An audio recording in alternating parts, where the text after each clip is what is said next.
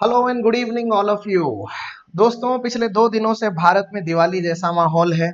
In fact कल तो अयोध्या में ऑलरेडी एक छोटी दिवाली सेलिब्रेट भी कर ली गई और आज का दिन भी हिंदुओं के लिए किसी दिवाली से कम नहीं है, क्योंकि अयोध्या में राम जन्मभूमि पे आज फाइनली भूमि पूजन का काम शुरू किया गया है। खुद प्राइम मिनिस्टर नरेंद्र मोदी ने इस काम को संपन्न किया और आज से राम जन्मभूमि में मंदिर निर्माण का काम शुरू हो चुका है।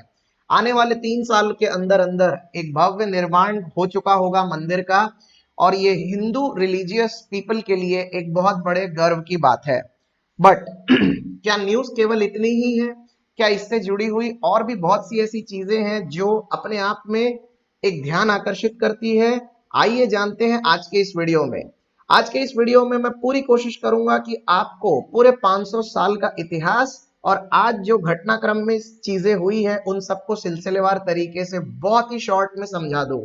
तो ऐसे जितने भी स्टूडेंट्स हैं, ऐसे जितने भी फ्रेंड्स हैं जिन्होंने राम जन्म अयोध्या भूमि के ऊपर अभी तक बहुत सी चीजों पे कोई पढ़ाई नहीं की थी या फिर वो नहीं जानते हैं, तो ये एक शॉर्ट वीडियो आपको सारी 500 साल के इतिहास को बहुत ही जल्द बहुत आसान तरीके से समझाने के लिए काफी हेल्पफुल होगा। तो वीडियो पर अंत तक बने रहिएगा। शुरू करते हैं आज का काम। शुरू करने से पहले हरिओम पवार साहब की कुछ बहुत ही खूबसूरत लाइनें जो उन्होंने राम जी के ऊपर लिखी थी वो मैं यहाँ पर दोहराना चाहूंगा। राम दया है रोग नहीं है सुन लेना, राम त्याग है भोग नहीं है सुन लेना, राम दया है क्रोध नहीं है जग वालो, राम सत्य है शोध नहीं है जग वालो, राम हुआ है नाम लोक हितकारी का, रावण से लड़ने वाली खुददारी का। बेहद खूबसूरत लाइन हरिओम पवार साहब ने लिखी थी राम पर। ये अपने आप में एक बहुत लंबी कविता है, इसका जस्ट एक छोटा सा part as a useful insight मैं आपके लिए लेकर आया था। आज घटनाक्रम में जो भी चीजें हुई उसको हम 2 पार्ट्स में डिवाइड कर लेते हैं। पहले आज जो कुछ भी हुआ उसको हम देख लेंगे और समझने की कोशिश करेंगे, और उसके बाद फिर बैकग्राउंड स्टोरी को एक एक करके सीरीज ऑफ इवेंट्स के साथ समझ लेंगे क्रोनोलॉजिकल ऑर्डर में, सो दैट हमें पूरा का पूरा हिस्टोरिकल इवेंट ठीक से समझ में आ जाए। इस तरह के टॉपिक्स अक्सर जीडी में पूछे जाते हैं, इंटरव्यू में पूछे जाते हैं, या एसे राइटिंग कंपटीशन में आपके मेच्योरिटी लेवल को देखने के लिए, या फिर आपके नेशनल इश्यूज के ऊपर आपके इंसाइट्स कैसे हैं ये चेक करने के लिए एग्जामिनर्स आपको पूछ सकते हैं। आगे बढ़ने से पहले मैं एक और अपील इसमें करना चाहता हूं कि ऐसा कुछ भी नहीं है कि इसको लेकर पढ़ाने वाले का या इस वीडियो बनाने वाले का कोई रिलीजियस मोटिव है। We do not have any such motive related to that. सिर्फ इतना ही है कि इसे एक एजुकेशन पर्पस से स्टूडेंट्स के लिए बनाया गया है, तो इसको प्लीज आप किसी धर्म या राजनीति का एंगल ना दें। दोस्तों, ये है राम तीर्थ क्षेत्र ट्रस्ट का दिया हुआ एक 3D इमेज जो कि उन्होंने अभी 2 दिन पहले ही रिलीज किया है। असल में सुप्रीम कोर्ट ने जो फाइनल वर्डिक्ट 2019 में दिया था पिछले साल 9 नवंबर को, जिसके बाद ये तय हुआ था कि 2.77 एकड़ की जमीन पर राम मंदिर का निर्माण होगा और उसके लिए एक ट्रस्ट बनाया जाएगा। उस ट्रस्ट का नाम रखा गया है राम जन्मभूमि तीर्थ क्षेत्र ट्रस्ट, और उस ट्रस्ट ने राम जन्मभूमि के कुछ प्रोटोटाइप इमेजेस अभी अभी जारी किए हैं। उनमें से ये एक इमेज टाइम्स ऑफ इंडिया ने शेयर की थी, मुझे अच्छी लगी, मैं आपके लिए लेकर आया। इसको आप जरूर देखिए ध्यान से। बन जाने के बाद ये कुछ इस तरह का स्ट्रक्चर होगा, एक नगरी का स्ट्रक्चर दिया गया है इसे कंप्लीटली। ये फाइनल लुक में कुछ इस तरीके से दिखाई देगा।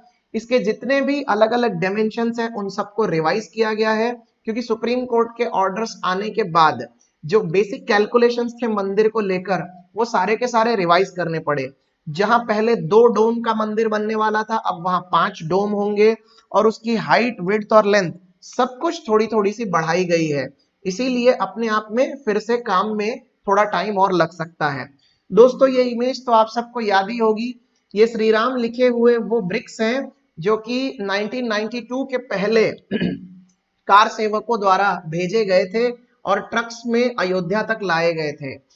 ये वो ईंटें हैं जो लोगों ने अपने अपने मदर टंग में अपनी भाषा में लिखकर भेजे हैं राम मंदिर के निर्माण के लिए।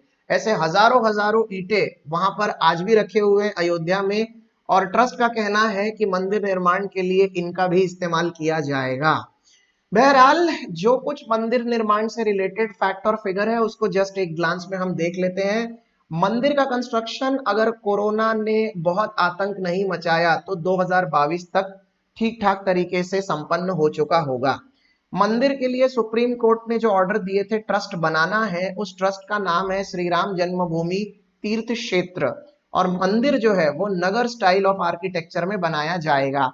मंदिर के ये कुछ बेसिक स्पेसिफिकेशन है, विड्थ, लेंथ और हाइट, और बनने के बाद ये अपने आप में काफी बड़ा और भव्य मंदिर साबित होगा। आज जो कुछ इवेंट हुए हैं भूमि पूजन के साथ साथ, उसका एक इवेंट गैलरी मैंने तैयार करके रखा है, तो just want to show you that. हाँ, एक इंपॉर्टेंट चीज है जो इसमें मुझे शेयर करनी है। आज एक पोस्टेज स्टैंप भी मोदी जी ने रिलीज किया है 5 रुपए का, जो कि राम अयोध्या मंदिर पर ही है। इसके साथ ही एक पोस्टल कवर भी रिलीज किया गया है। तो जो आप इमेज में देख रहे हैं, ये सबसे पहली इमेज है जो कि आज स्टेज पर ही दिखाई गई थी इससे रिलेटेड। तो आपको किसी 1 मार्क के जीके के लिए ये पूछा जा सकता है। आज की इवेंट गैलरी में कुछ और अलग अलग इमेजेस हैं। मैं इमेजेस दिखाते हुए आज आपको क्या क्या हुआ वो सारी चीजें बता देता हूं। दिल्ली से सबसे पहले पीएम नरेंद्र मोदी लखनऊ गए, वहां से अयोध्या, और अयोध्या में साकेत यूनिवर्सिटी में उन्होंने लैंड किया, और वहां से फिर भूमि पूजन के लिए वो हनुमानगढ़ी गए, और फिर उसके बाद भूमि पूजन का कार्यक्रम राम मंदिर में शुरू किया गया। ये अयोध्या की कल की तस्वीरें हैं जहां छोटी दिवाली सेलिब्रेट की गई। ये एक शानदार रंगोली जो कि आज के आयोजन के लिए बनाई गई थी, और आपने न्यूज में ये भी सुना होगा कि लोगों ने सोने के और चांदी के ईंट दान में दिए हैं भव्य निर्माण कार्य के लिए। इसके अलावा सुप्रीम कोर्ट के फैसले ने, जो कि भारतीय इतिहास के सबसे लंबे चले आ रहे कोर्ट केसेस में से एक है, उसमें राम मंदिर को 2.77 एकर्स में बनाने की बात की गई है। इसके अलावा एक और 5 एकड़ की जमीन जो बाबरी मस्जिद जो डिमोलिश की गई थी उसके बाद मस्जिद निर्माण के लिए भी दी गई है सुप्रीम कोर्ट के द्वारा। और आज के इस इवेंट में क्योंकि कोरोना अपने चरम सीमा पर है, इसीलिए गेस्ट की संख्या काफी कम थी। ओनली 175 गेस्ट वर इनवाइटेड, और इसमें से 36 बहुत बड़े संत थे अलग अलग जगह से भारत के, और बाकी के दूसरे डिग्निटरीज थे। 5 बड़े पॉलिटिशियंस डिग्निटरीज जिनका नाम लेना यहाँ पर जरूरी है, उसमें नरेंद्र मोदी थे। इसके अलावा governor of Uttar Pradesh Anandiben Patel, CM of Uttar Pradesh Yogi Adityanath, Mohan Bhagwat जो कि आरएसएस चीफ हैं, और राम जन्मभूमि तीर्थ क्षेत्र ट्रस्ट के हेड जिनका नाम है नृत्य गोपाल दास। ये थे 5 बड़े डिग्निटरीज। तो इनके सामने ये पूरा का पूरा कार्यक्रम संपन्न हुआ। आप इस इमेज को भी प्लीज थोड़ा सा ऑब्जर्व करिए। ये इस वक्त न्यूज चैनल्स पे बहुत ज्यादा घूम रही है, जहां पर मोदी जी दंडवत नमस्कार करते हुए आपको दिखाई दे रहे हैं। ये भूमि पूजन की कुछ तस्वीरें हैं। Now this is something quite interesting, जहां पर सारे ही लोग सोशल डिस्टेंसिंग के नॉर्म्स को फॉलो करते हुए पूजा संपन्न करते हुए दिखाई दे रहे हैं। ऑल राइट दोस्तों, तो ये आज का जो कुछ घटनाक्रम रहा उससे रिलेटेड एक पार्ट था, और अब चलते हैं उन चीजों की तरफ जो कि इस पूरे के पूरे इवेंट का एक बैकग्राउंड है। आखिर ये जो सारी चीजें हुई वो आज की नहीं है, इसके पीछे एक 500 साल का लंबा चौड़ा इतिहास है। ऑलमोस्ट हाफ मिलेनियम लंबा एक बहुत बड़ा इशू है, जिसने भारत की राजनीति और भारत के धार्मिक एंगल को बहुत हद तक प्रभावित किया है, और इसका असर केवल इंडिया में नहीं बल्कि इंडिया के बाहर भी पड़ा। आइए बताता हूं कैसे।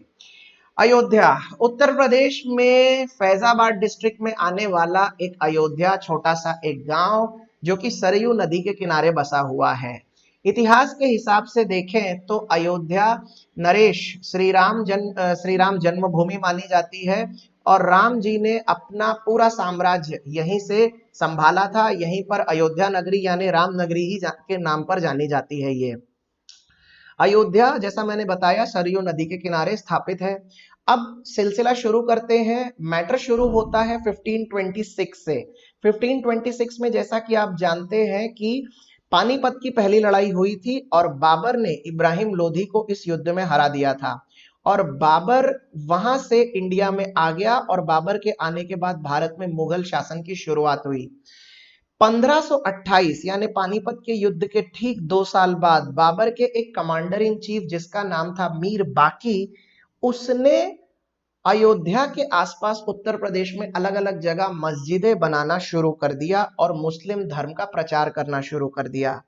कहते हैं कि उस समय राम जन्मभूमि अयोध्या में भी एक मंदिर को गिराकर मस्जिद बना दी गई थी, जिसका नाम आगे जाकर पड़ा बाबरी मस्जिद।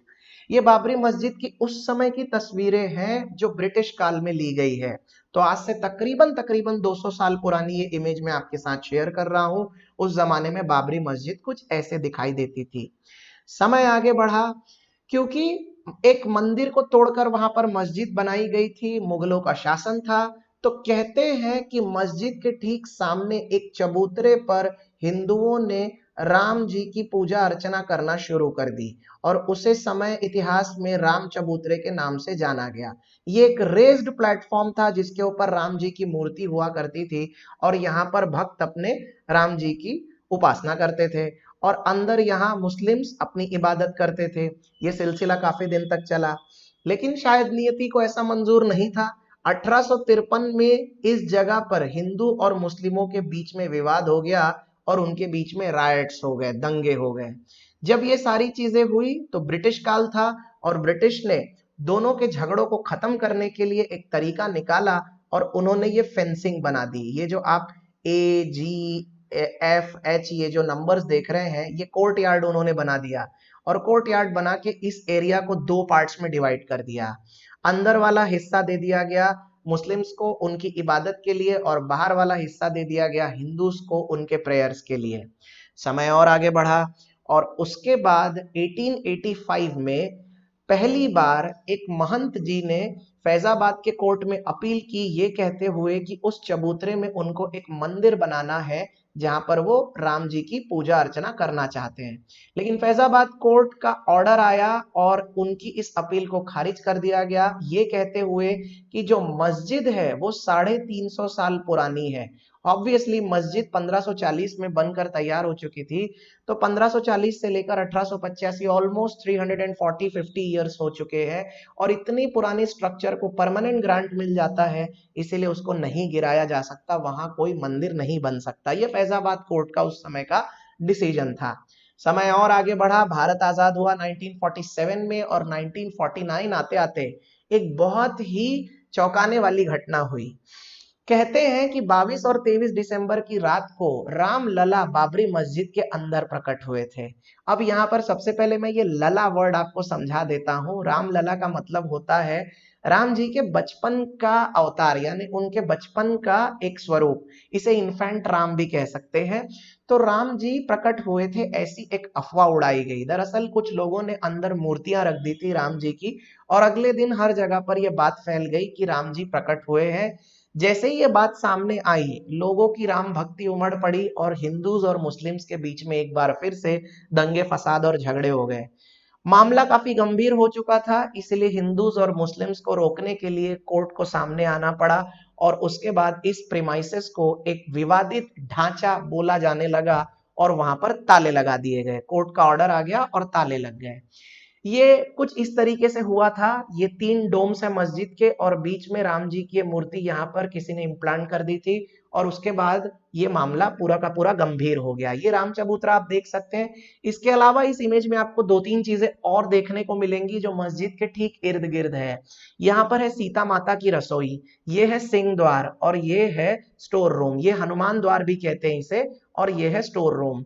अब आप जरा एक पल के लिए सोचिए दोस्तों, राम चबूतरा, स्टोर रूम, हनुमान द्वार, सीता माता की रसोई, यानी कहीं ना कहीं ये इस बात की तरफ इशारा करता है कि जरूर पहले यहाँ पर कोई ना कोई हिंदू रिलीजियस चीज या फिर कोई स्ट्रक्चर रहा होगा, पर अभी भी इस चीज का कोई सबूत तो था नहीं। समय और आगे बढ़ा और उसके बाद 1959 आते आते अभी तक तो सिर्फ हिंदूज और मुस्लिम से रिलेटेड ही ये मैटर था, लेकिन उसके बाद फिर निर्मोही अखाड़ा नाम के एक और ऑर्गेनाइजेशन ने इसमें एंट्री मारी और उन्होंने कोर्ट केस फाइल किया, ये कहते हुए कि बाकी के एरियाज को, यानी राम चबूतरे, हनुमान द्वार और सीता माता की रसोई की रखरखाई पिछले 40 साल से ये कर रहे हैं, वहां पर ये पूजा अर्चना करते हैं, तो उनका उस जगह पर मालिकाना हक बनता है। ये एक्चुअली में हिंदू रिलीजियस चीजों को फॉलो करते हैं, तो निर्मोही अखाड़ा के क्लेम को कोर्ट ने एक्सेप्ट किया। उसके ठीक 2 साल बाद 1961 में सुन्नी वक्फ बोर्ड जो कि हर प्रकार की उस जमीन के ऊपर अपना क्लेम रखता है जो कि डोनेशन में आई है या फिर जिसके ऊपर किसी तरह का किसी भी व्यक्ति का कोई क्लेम नहीं है। ये बोर्ड उस तरह की तमाम जमीनों को मदरसों के लिए या मस्जिदों के लिए यूज में लाता है। इनका दावा ये था कि ये पूरा का पूरा स्ट्रक्चर, क्योंकि उसका मालिकाना हक किसी के पास नहीं है, तो ये सुन्नी वक्फ बोर्ड को मिलना चाहिए। कोर्ट ने इसकी इनकी इस अपील को भी एक्सेप्ट किया। समय आगे बढ़ा लेकिन अभी भी कोर्ट का डिसीजन आना बाकी था। तो फैजाबाद का कोर्ट का डिसीजन अभी तक नहीं आया था। लेकिन इतने दिनों में और भी बहुत सारे लोगों ने फैजाबाद कोर्ट में अलग अलग तरीके से राम मंदिर के ऊपर अपनी अपनी अपील्स लगाकर रखी थी। आप इस बात को प्लीज याद रखिएगा। उसके बाद 1980s में जनसंघ से अलग होकर एक बड़ी पार्टी बनी थी बीजेपी, जो इस वक्त भारत की रूलिंग पार्टी है। 1984 में विश्व हिंदू परिषद पिक्चर में आया और विश्व हिंदू परिषद ने राम मंदिर के उस इशू को एक नेशनल पॉलिटिक्स का मुद्दा बना दिया और यहां से ये धार्मिक मुद्दा असल में एक राजनीतिक मुद्दा बन के सामने आ गया और देखते ही देखते पूरे देश में राम मंदिर और मस्जिद की चर्चा होने लगी। उसके बाद 1984 में 31 अक्टूबर को इंदिरा गांधी की हत्या हो गई और राजीव गांधी पावर में आ गए। राजीव गांधी सत्ता में आने के बाद किसी भी धर्म को एंटरटेन करने वाले व्यक्ति नहीं लगते थे, लेकिन ये अंदाजा गलत साबित हुआ। 1986 में शाहबानो केस में बहुत बुरी तरह से राजीव गांधी फंस गए। मैं आपको सिर्फ 1 मिनट में ये केस समझा देता हूं क्योंकि इसके तार अयोध्या राम मंदिर विवाद से जुड़े हुए हैं। दरअसल शाहबानो इंदौर में रहने वाली एक महिला थी और इनके बच्चों के साथ ये अपनी फैमिली में रहती थी और इनके पति ने इनको तलाक दे दिया था। तलाक देने के बाद जो अमाउंट कंपनसेशन का डिसाइड हुआ था वो इतना कम था कि शाहबानो ने सीधे कोर्ट में एक केस फाइल कर दिया कि वो अपने बच्चों के साथ इतने कम अमाउंट में सरवाइव नहीं कर सकती। कोर्ट ने इस मामले को एक्सेप्ट किया और शाहबानो को अच्छा कंपनसेशन दिलवाया। लेकिन उसके बदले मुस्लिम बोर्ड काफी नाराज हो गया और मुस्लिम बोर्ड का कहना यह था कि हमारे धर्म के हिसाब से कोर्ट को इसमें इंटरफेयर नहीं करना चाहिए, हमें हमारे धर्म को फॉलो करने की पूरी आजादी मिलनी चाहिए। जब ये मामला आगे बढ़ रहा था तो राजीव गांधी की गवर्नमेंट इसके ऊपर कानून बनाने बैठी और सुप्रीम कोर्ट के ऑर्डर्स के आगे जाकर राजीव गांधी गवर्नमेंट ने इसके खिलाफ एक Muslim women protection bill introduce किया और एक ऐसा लॉ बनाया जिससे शाहबानो को जो बेनिफिट हुआ था वो बेनिफिट पूरी तरह से खत्म हो गया, नल एंड वॉइड हो गया। जब ये सारी चीजें हो रही थी तो वंस अगेन हिंदूज का अटेंशन इस मैटर में आया और उनको ऐसा लगने लगा जैसे राजीव गांधी को केवल मुस्लिम्स की फिक्र है, हिंदूज की नहीं। आने वाले दिन में वैसे भी इलेक्शंस थे, इसीलिए राजीव गांधी अपना वोट बैंक डिस्टर्ब नहीं करना चाहते थे। हिंदुओं को खुश करने के लिए राजीव गांधी को एक आसान तरीका नजर आया। फैजाबाद कोर्ट का फैसला आना बाकी था और उस कोर्ट में ऐसा कहते हैं कि डिसीजन में इंटरफेयर करते हुए उन्होंने उस विवादित जगह के यानी उस मस्जिद के जहां पर ताला लगा हुआ था उन तालों को ओपन करवा कर उस जगह पर हिंदुओं को अपने यानी अपनी आरती और अपनी पूजा अर्चना करने की परमिशन दे दी। ये अपने आप में बहुत ही कंट्रोवर्शियल रहा और उस समय कोर्ट का फैसला आने के ठीक 1 घंटे के अंदर अंदर ताले खुलवा दिए गए थे। वैसे तो ये डिसीजन इतने जल्दी कभी इंप्लीमेंट होते नहीं, लेकिन उस समय ये इंप्लीमेंट हो गया। जैसे ही ये हुआ, हजारों की तादाद में लोग ताले तोड़कर उस स्ट्रक्चर के अंदर चले गए और वहां पर गंगा जल वगैरह डालकर पूजा अर्चना करके सब कुछ करना शुरू कर दिया हिंदुओं ने। और फिर वंस अगेन जिस बात का डर था वही हुआ। इसको लेकर मामला पूरे देश भर में गरमाया और काफी जगह इसके ऊपर रिलीजियस टेंशंस हो गए। ये एक स्ट्रक्चर है, ये एक पुरानी इमेज है जिसमें आपको मंदिर का एक व्यू प्लॉट एरिया दिखाई दिया है। हाँ, समय आगे बढ़ा दोस्तों। उसके बाद विश्व हिंदू परिषद ने यकायक इस चीज को डिक्लेयर कर दिया कि मंदिर निर्माण का कार्य करना है और इसके लिए कार सेवकों की जरूरत पड़ेगी। यहाँ पर ये वर्ड में जरा आपको समझा देता हूँ। कार सेवक का मतलब होता है एक ऐसा व्यक्ति जो कि मंदिर निर्माण कार्य के लिए एक वॉलेंटियर के रूप में अपने आप को रिप्रेजेंट करता है। विश्व हिंदू परिषद ने क्योंकि इसे एक नेशनल मुद्दा बना दिया था, इसलिए देश भर से कार सेवक बनकर लोग अयोध्या पहुंचने लगे और सबके सामने ये एक तरह से एक सिचुएशन क्रिएट कर दी गई थी कि बहुत जल्दी अयोध्या में राम मंदिर की स्थापना होने वाली है। जबकि अभी भी कोर्ट का फैसला आना बाकी था क्योंकि फैजाबाद कोर्ट के बाद अब ये कोर्ट अब ये केस इलाहाबाद हाई कोर्ट में जा चुका था। उन्हीं दिनों राम जानकी यात्रा रथ यात्रा निकाली जाती थी, शोभा यात्रा निकाली जाती थी, और उसके प्रोटेक्शन के लिए, क्योंकि हिंदू मुस्लिम्स में अक्सर रिलीजियस टेंशन्स हो जाते थे, उसके प्रोटेक्शन के लिए बजरंग दल का निर्माण हुआ। ये एक यूथ विंग था जिसे राम जानकी यात्रा रथ यात्रा के प्रोटेक्शन के लिए बनाया गया था। 1984 में बीजेपी को अस्तित्व में आए केवल 4 साल ही हुए थे, और उस समय के पार्लियामेंट्री इलेक्शंस में बीजेपी केवल 2 सीटें जीत पाई थी। समय आगे बढ़ा, 1989 आते आते इलाहाबाद हाई कोर्ट ने कार सेवकों की संख्या, क्योंकि अयोध्या में काफी बढ़ रही थी, इसीलिए कोर्ट ने एक स्टेटमेंट जारी किया जिसमें उन्होंने ये बोला कि प्लीज स्टेटस को मेंटेन रखिए।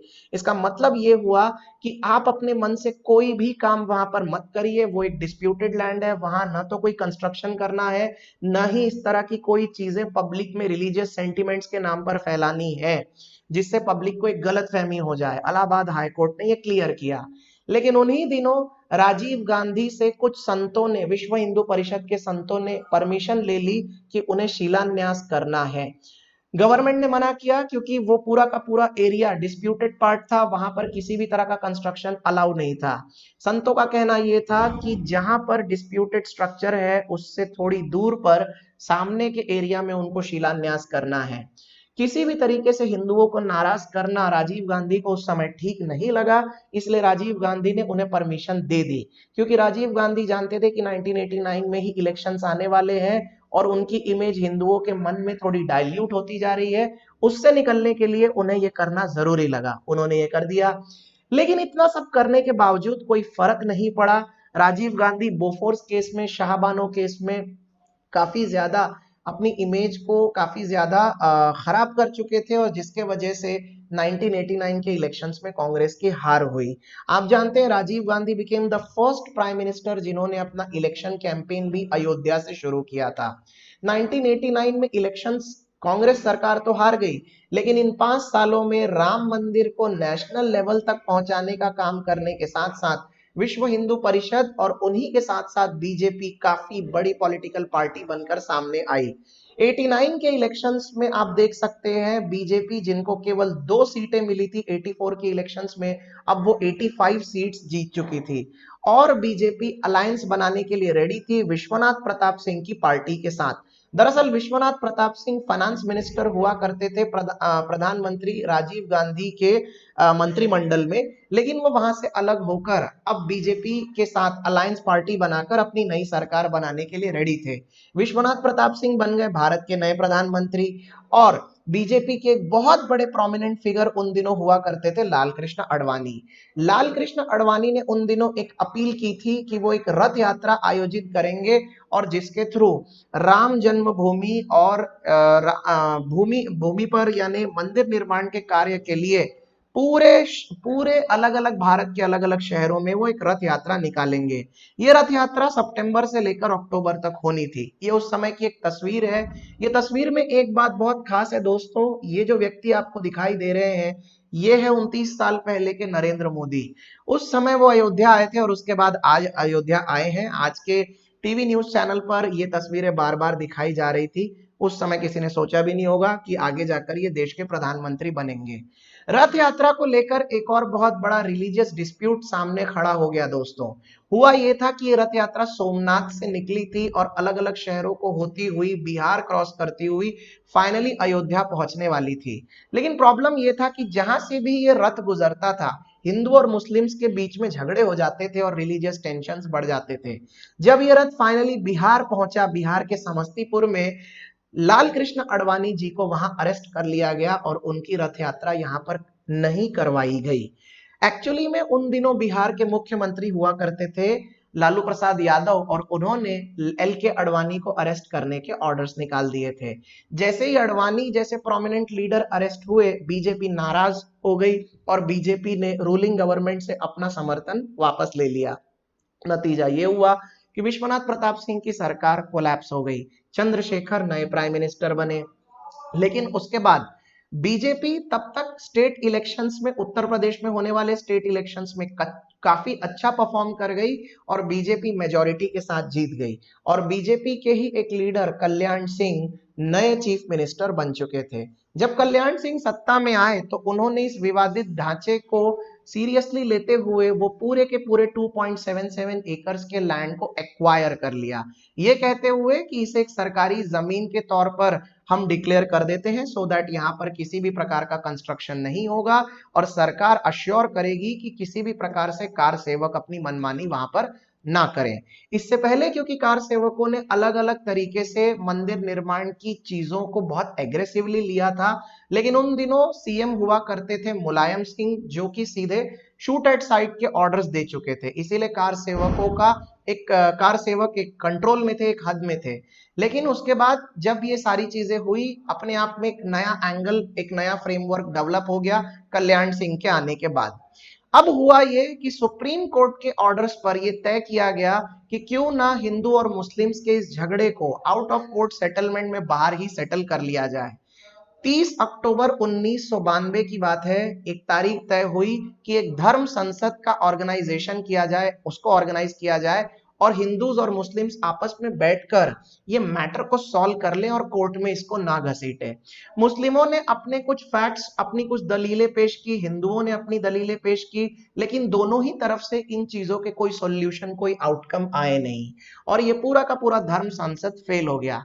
नतीजा ये हो गया कि विश्व हिंदू परिषद ने दोबारा कार सेवा शुरू कर दी और 6 दिसंबर की ठीक एक दिन पहले 5 दिसंबर को बीजेपी के कुछ लीडर्स ने काफी स्ट्रॉन्ग भाषण दिए थे, जिसके साथ ही अगले दिन शिलान्यास का कार्यक्रम हुआ और देखते ही देखते बेकाबू भीड़ ने बाबरी मस्जिद को डिमोलिश कर दिया। उस समय कल्याण सिंह ने ऑलरेडी एक स्टेटमेंट में ये कह के रखा था कि हम कार सेवकों से अपील करते हैं कि वो शांत रहें, लेकिन दूसरी तरफ उन्होंने ये भी बोल दिया था कि हम किसी भी सेवक पर गोली नहीं चलाएंगे। अब आप ही सोचिए, अगर उन्होंने डायरेक्टली ऐसा बोल दिया है तो it was quite a very confident and green signal to the kar sevak कि वो जो चाहे वो कर सकते हैं। देखते ही देखते फिर बाबरी मस्जिद को गिराने का, डिमोलिशन का काम शुरू हुआ। ये उस समय की कुछ तस्वीरें हैं जो जब फेंसिंग लगी हुई थी और अभी तक मस्जिद को डिमोलिश नहीं किया गया था। फिर एक एक करके 6 दिसंबर 1992 को लोग मस्जिद पर चढ़ने लगे और ईंट, पत्थर, लोहा जो कुछ हाथ लगा उससे एक एक करके मस्जिद को डिमोलिश कर दिया गया। शाम होते होते सीएम कल्याण सिंह ने इस चीज की पूरी जवाबदारी अपने ऊपर ली और उन्होंने अपने पद से इस्तीफा दे दिया। आपको एक और बात बताता हूं, इसके बाद इवन पाकिस्तान में भी कुछ मंदिरों को तोड़ा गया था, बांग्लादेश में भी कुछ सोशल टेंशन्स हुए थे और 1993 में जो इंडिया में मुंबई में बॉम्ब ब्लास्ट हुए थे जिसके लिए दाऊद इब्राहिम को हम जिम्मेदार मानते हैं, कहीं ना कहीं ये भी 1992 में हुए उस बाबरी मस्जिद डिमोलिशन का एक आउटकम था, ऐसा माना जाता है। ये कल्याण सिंह और मुरली मनोहर जोशी की उस जमाने की एक तस्वीर है। उस समय एक नारा चलता था, राम लला हम आए हैं, मंदिर यहीं बनाएंगे और इत्यादि ऐसे बहुत से अलग अलग चीजें थी। अब मंदिर मस्जिद डिमोलिशन के बाद फाइनली सेंट्रल गवर्नमेंट ने लिब्रहान कमीशन का एक गठन किया और इलाहाबाद हाई कोर्ट को यह ऑर्डर दिया गया, जस्टिस लिब्रहान कमीशन के नेतृत्व में यह बोला गया कि आप बाबरी मस्जिद डिमोलिशन के ऊपर अपनी रिपोर्ट दीजिए और डिमोलिशन के कारण और उससे जुड़े हुए लोगों के बारे में बताइए। लिब्रहान कमीशन ने कुल मिलाकर 17 साल लगा दिए अपनी रिपोर्ट पेश करने के लिए और 48 टाइम्स अपनी डेट को एक्सटेंड करते चले गए। फाइनली जो लिब्रहान कमीशन 1993 में बनी, उन्होंने अपनी रिपोर्ट को 2010 में पेश किया 17 साल के बाद, जिसके तहत कुछ लोगों को चार्जशीट किया गया था। ये है वो चार्जशीटेड लोग जो कि सीबीआई द्वारा चार्जशीट किए गए थे बाबरी मस्जिद डिमोलिशन में, आप नाम देख सकते हैं, ये सारे वो लोग थे। इसके अलावा भी कुछ लोग थे but these were the main people during those days. अच्छा, इसमें एक और पार्ट आपको बताना काफी जरूरी है, वो ये कि 2003 की बात है, इलाहाबाद हाई कोर्ट ने आर्कियोलॉजिकल सर्वे ऑफ इंडिया यानी भारतीय पुरातत्व विभाग को एक सर्वे करने के लिए बोला था कि मस्जिद के नीचे उस जमीन को खोद कर ये पता किया जाए कि नीचे ऐसा क्या निकलता है जिससे ये साबित हो सके कि यहाँ पर पहले क्या था। अपनी रिपोर्ट में एएसआई ने इस बात को ठीक से समझाया है कि जो स्ट्रक्चर्स वहां से मिले हैं वो कुछ ऐसे हैं जिससे ये साबित होता है कि यहाँ पर कोई धार्मिक स्थल था। तो उन्होंने एक वर्ड वहां पर डिक्लेयर किया है, श्राइन। हालांकि एएसआई इस बात को कहने से बचता है कि वहां पर एग्जैक्टली हिंदुओं का मंदिर था। उनका कहना यह है कि इस तरह के स्ट्रक्चर्स मिले हैं जो कि किसी मुस्लिम आर्किटेक्चर में यूज नहीं होते। जैसे सुअर के आकार का कोई खिलौना या फिर कोई एक इंसान के आकार का कोई एक पत्थर ऐसा। अब सुअर का आकार यानी उसको वराह अवतार से कनेक्ट किया जाता है, विष्णु के वराह अवतार से। तो something like that type of things has made Hindu people quite clear कि यस, यहाँ पर किसी जमाने में मंदिर हुआ करता था। बहरहाल एएसआई की रिपोर्ट में साफ साफ कि हिंदुओं का मंदिर था ऐसा कहीं लिखा हुआ नहीं है। इलाहाबाद हाई कोर्ट ने उस बेसिस पर 2010 में अपने फाइनल फैसले को डिक्लेयर किया और उनका कहना यह था, इलाहाबाद हाई कोर्ट का, कि ये जो 2.77 एकर्स की जो जमीन है इसको फाइनली 3 एरियाज में डिवाइड किया जाता है। पहला एरिया जो है वो मिलेगा सुन्नी वक्फ बोर्ड को, दूसरा 1.33 एकर्स का एरिया जो है वो मिल जाएगा निर्मोही अखाड़ा को, और उसके बाद जो तीसरा एरिया है वो मिलेगा रामलला को। रामलला, सुप्रीम कोर्ट में खुद भगवान को भी अपीलेंट बनाया जा सकता है, ये बात आपको यहाँ पर क्लियरली मैं बता देता हूं। तो एक एरिया मिलेगा स्वयं रामलला को। लेकिन कोर्ट के इस फैसले से तीनों ही अपीलेंट्स नाराज थे, कोई भी खुश नहीं था। इसीलिए अब यह मामला हाई कोर्ट से निकलकर सुप्रीम कोर्ट जाना ही था।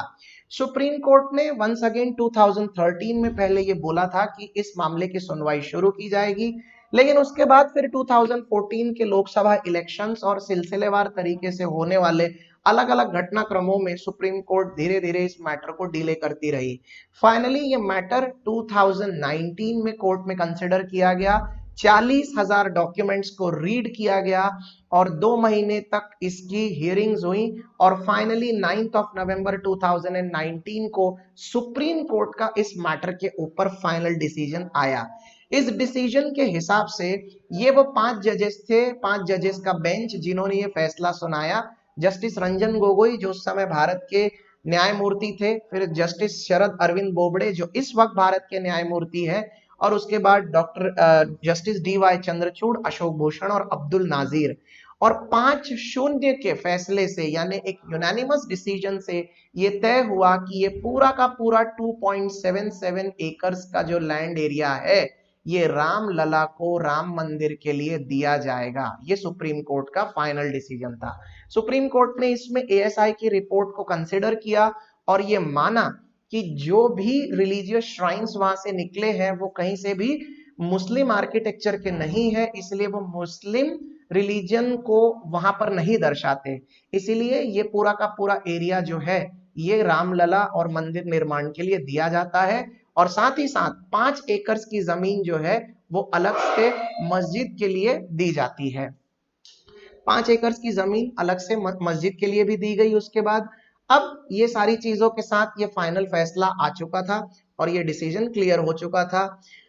दोस्तों, अब इस पूरे के पूरे मामले में अगर हम ठीक से समझें, अब पूरा मैटर तो आपको समझ में आ ही गया, तो एक बात यहाँ पर समझना बहुत जरूरी है कि ये एक्चुअली में एक लैंड डिस्प्यूट था और इस कोर्ट केस में लगभग लगभग अगर आप देखें तो 1885 से लेकर 2019 तक का समय लग गया, और इसीलिए ये भारतीय इतिहास के सबसे लंबे चलने वाले कोर्ट केसेस में से एक है। इस केस में न केवल राजनीति सामने आई बल्कि धर्म के अलग अलग एंगल्स को भी देखा गया।